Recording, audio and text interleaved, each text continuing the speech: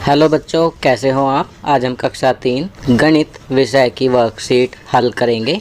उप विषय smart chart. तो चलिए वर्कशीट हल करते हैं। प्रश्न 1, नीचे दी गई तालिका को पूरा करें और निम्नलिखित प्रश्नों के उत्तर दें। बच्चों, आप देख सकते हैं आपकी वर्कशीट में एक तालिका दी गई है जिसमें फल का नाम, फल की तस्वीर, फलों की संख्या। तो यहाँ पर आपको फलों को गिनकर उनकी संख्या लिखकर तालिका को पूरा करना है। फल का नाम सेब, फलों की संख्या 1 2 3 4 5 6 7 8 9 10। तो यहाँ 10 लिखेंगे। संतरा 1 2 3, तो फलों की संख्या हुई 3। केला आप देख सकते हैं 3 दूनी 6 3 3 9, तो केलों की संख्या 9। आम 1 2 3 4 5 6 7, तो 7 लिखेंगे। अब नीचे कुछ प्रश्न दिए गए हैं। इस तालिका को देखकर हमें नीचे दिए गए प्रश्नों को हल करना है। क, कौन से फल की संख्या सबसे ज़्यादा है।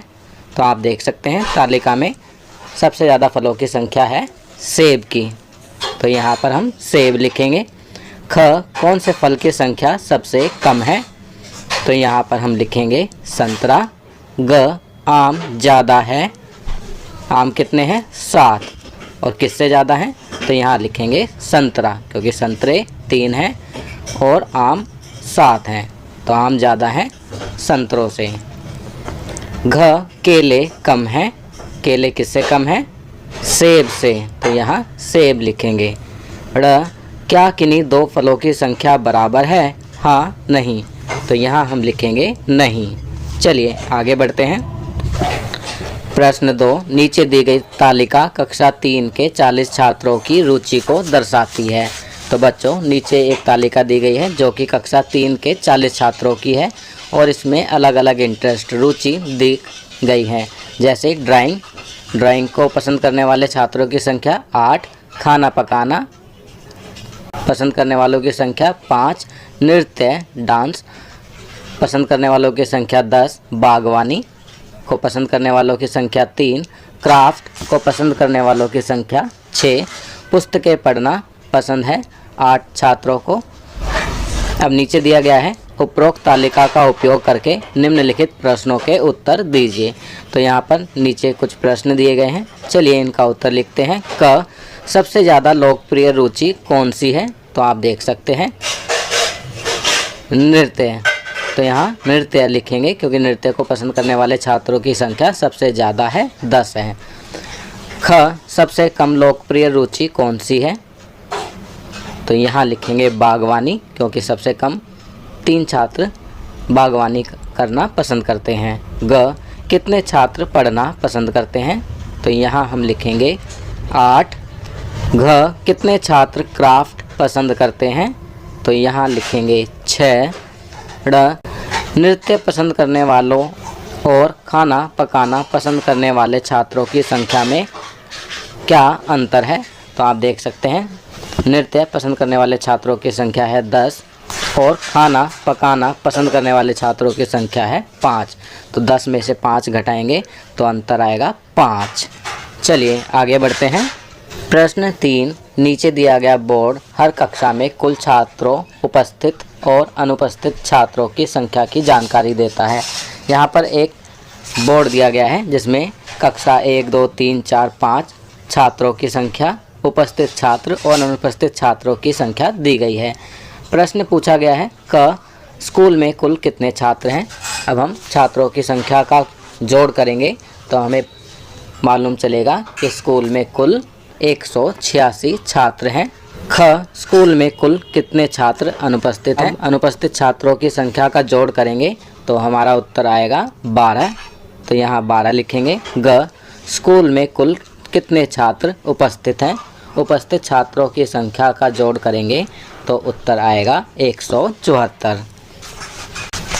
हम इसे इस प्रकार भी कर सकते हैं, उपस्थित कुल छात्रों की संख्या घटा अनुपस्थित छात्रों की संख्या, तो बराबर आ जाएगा उपस्थित छात्र, जो कि 174 है। चलिए आगे बढ़ते हैं। अब अनुपस्थित छात्रों का चार्ट पूरा करें। प्रत्येक अनुपस्थित छात्र को स्माइली द्वारा दिखाया गया है। चार्ट पूरा करने के बाद प्रश्नों के उत्तर दें। आप देख सकते हैं यहाँ पर जो तालिका दी गई है उसमें अनुपस्थित छात्रों को स्माइली के द्वारा दिखाया गया है। कक्षा 1 में अनुपस्थित छात्र थे 1, तो 1 स्माइली बना है। कक्षा 2 में 2 छात्र अनुपस्थित थे तो 2 स्माइली बनाए गए हैं। कक्षा 3 में 4 छात्र अनुपस्थित थे तो 4 स्माइली बनाए गए हैं। कक्षा 4 में जो अनुपस्थित छात्र हैं वे हैं 3, तो यहाँ 3 स्माइली बनाएंगे। कक्षा 5 में जो अनुपस्थित छात्र हैं वो हैं 2, तो यहाँ 2 स्माइली बनाएंगे। अब दिए गए प्रश्नों के उत्तर लिखते हैं। क, किस कक्षा में अनुपस्थित छात्रों की संख्या सबसे अधिक है? तो यहाँ हम लिखेंगे कक्षा 3। ख, किस कक्षा में अनुपस्थित छात्रों की संख्या सबसे कम है? तो यहाँ लिखेंगे कक्षा 1। ग, कक्षा 3 में कुल कितने छात्र अनुपस्थित हैं? तो यहाँ हम लिखेंगे 4। घ, कक्षा 4 में डैश और कक्षा 5 में डैश छात्र अनुपस्थित हैं, तो यहाँ हम लिखेंगे कक्षा 4 में 3 और कक्षा 5 में 2 छात्र अनुपस्थित हैं। चलिए आगे बढ़ते हैं। जीवन कौशल बीमा। बच्चों, आज जीवन कौशल में बीमा के बारे में बताया गया है। बीमा में ग्राहक अपने आप को वित्तीय नुकसान के जोखिम से बचाने के लिए कंपनी को मासिक शुल्क का भुगतान करते हैं। यह एक समझौता है जिसके द्वारा एक व्यक्ति एक कंपनी को भुगतान करता है और कंपनी उसके बदले में पैसे का भुगतान करने का वादा करती है। यदि व्यक्ति घायल हो जाता है या मर जाता है या उसकी कोई संपत्ति खो जाती है या संपत्ति क्षतिग्रस्त हो जाती है। चलिए आगे बढ़ते हैं। भारत में बीमा को मोटे तौर पर निम्नलिखित श्रेणियों में विभाजित किया जा सकता है। जीवन बीमा, जैसा कि नाम से पता चलता है कि जीवन बीमा आपके जीवन का बीमा है। स्वास्थ्य बीमा, महंगे उपचार के लिए चिकित्सा लागत को कवर करने के लिए स्वास्थ्य बीमा खरीदा जाता है। कार बीमा, शिक्षा बीमा, गृह बीमा। चलिए आगे बढ़ते हैं। तो बच्चों, ये वर्कशीट यहाँ कंप्लीट होती है। अगर ये वीडियो आपको अच्छी लगी तो इसे लाइक एंड शेयर ज़रूर करें। अन्य विषयों पर बने हमारे लेटेस्ट वीडियोस को देखने के लिए चैनल को सब्सक्राइब करना ना भूलें और देखते रहिए हमारा channel knowledge kingdom. Thank you.